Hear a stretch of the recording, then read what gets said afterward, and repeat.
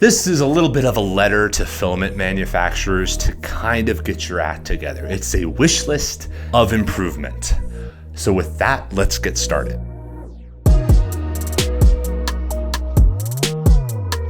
A couple weeks ago, we did a video about why filament costs what it does. And ultimately, the conclusion of that video is that filament is wildly overpriced.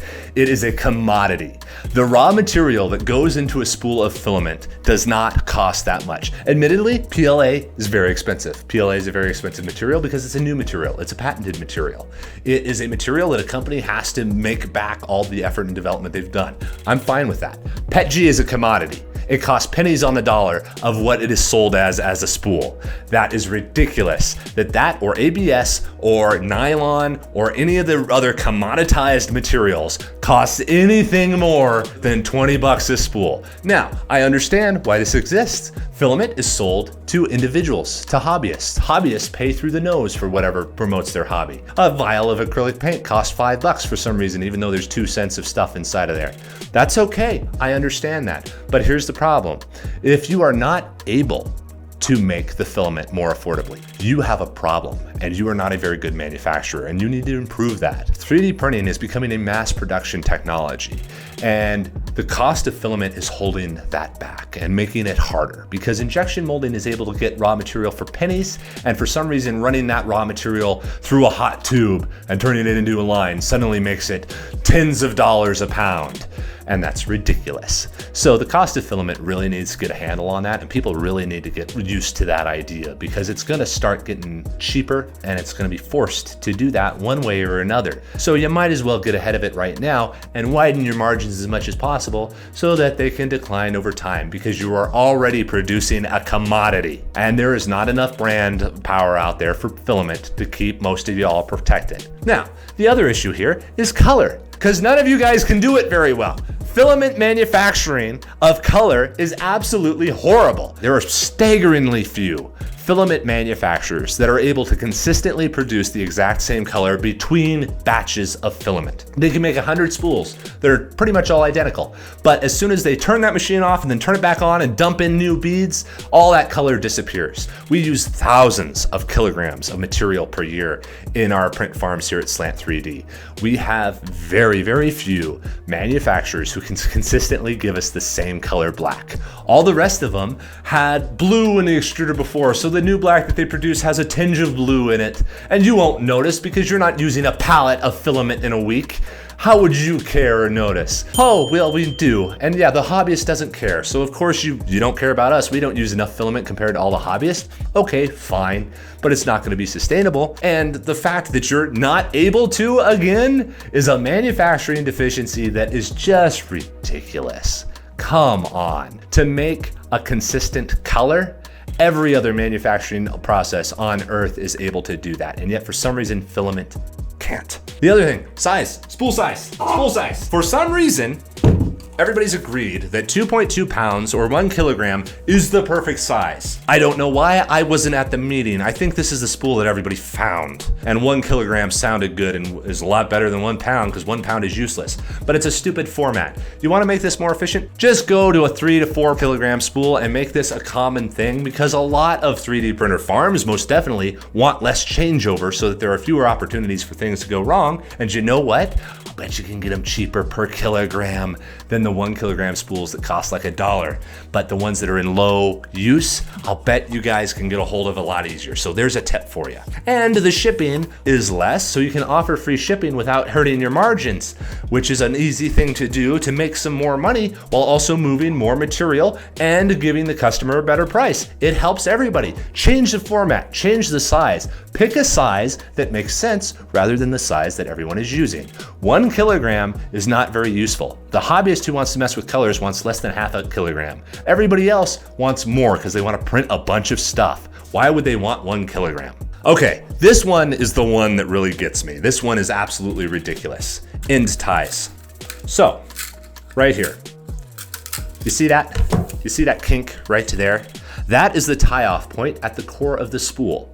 Because everybody knows that when you get to the end of the spool, you don't want the spool to run out cleanly and then run into your filament sensor. No, you want a dog leg at the end of it so it can't possibly make it through your runout sensor. So the machine, it jams because you have a built-in jam in your spool of filament. That's what you pay 25 bucks a spool for, right? The kink at the end. So guys, here's the thing. This is ridiculous. And everybody else, you know why this occurs? Because filament manufacturers don't actually print with their filament. They don't see the pain. They test it out, they say, yes, it's printing great.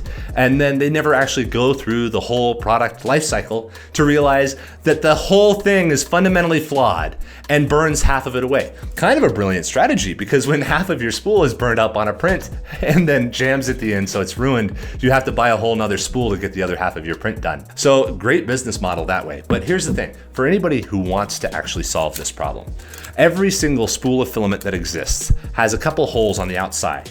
You shove the filament through there at the start of the spool, and then you start the wind. And it fills up, and then you snip off the center of the spool from the outside.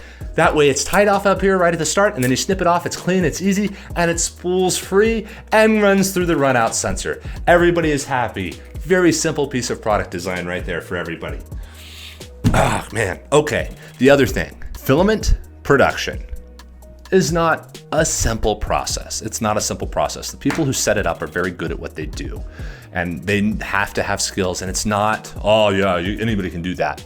But it can be learned, and it is very controllable, and extrusion of filament is one of the oldest manufacturing processes, polymer manufacturing processes that exist. It might be older than injection molding. I'm not actually sure about that, but it is ridiculously easy compared to almost every other manufacturing process. You melt plastic, you shove it through a hot tube, you run it through a water channel and make sure that you don't dent it on the way down. And yet for some reason, quality doubles the cost of a spool of filament, even though quality is really just a decision to not ship blobs in the roll of filament. And it does not take a huge amount of human labor. There doesn't have to be somebody there measuring every inch of the filament. All you need to do is buy a dimensional meter at the end of your extrusion line. And when you see a spike, you throw that spool out, you grind it back up, you run it back through the machine. It's not that big of a deal. And yet, cheap filament can be found for $9 and it's only got 2 blobs a spool. Why, you can print dozens of benchies for that and only half of them will fail. But good quality filament costs $25 because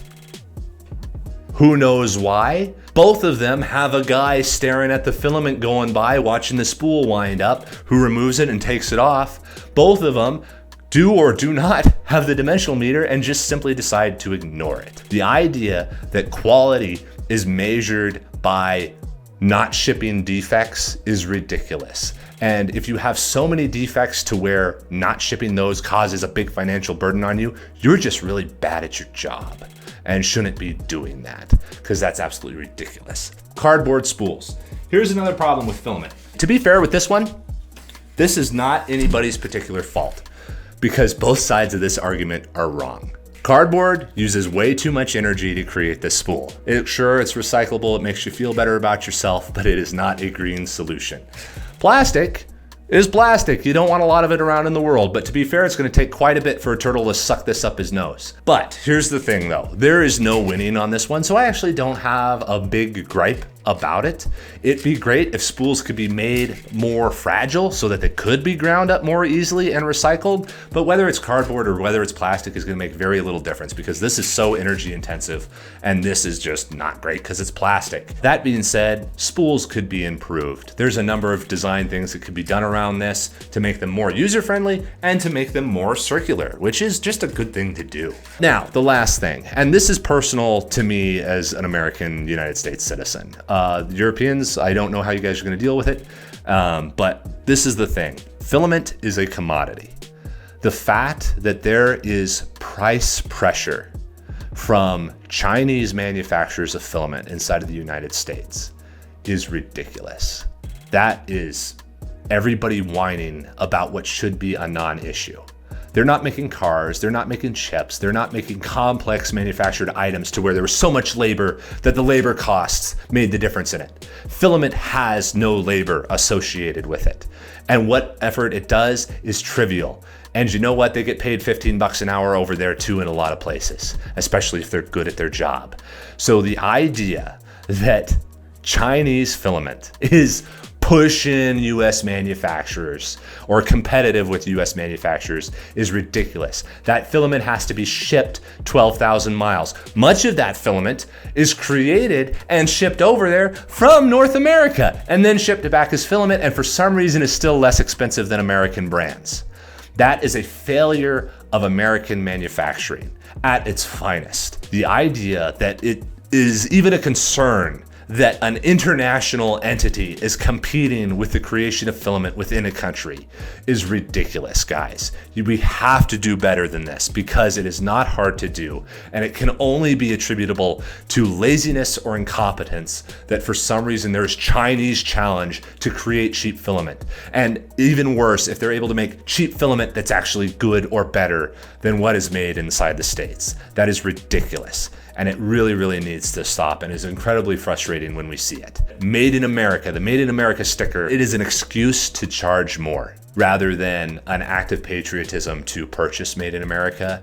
You guys are using that brand, that identity to squeeze out an extra dollar out of the consumer when it is not deserved and it is not earned in many, many cases. That is ridiculous.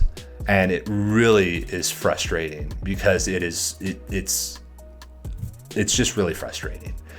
They have every disadvantage and they are beating United States manufacturers of filament. To all you guys who are doing a good job and are trying to get better and trying to move the industry forward and create better products, I commend you. But the vast majority of people making filament are really bad at it and need to get better. So hopefully this video ticks y'all off enough to go get better, because this is just ridiculous. All you down in the comments, let us know what you think. Let us know other areas that could be improved, and hopefully we can help improve this supply chain because it is very stagnant and the problems that exist with it are very easy to fix, and they're just not getting fixed because there's no incentive to do so. Have a great day, everybody.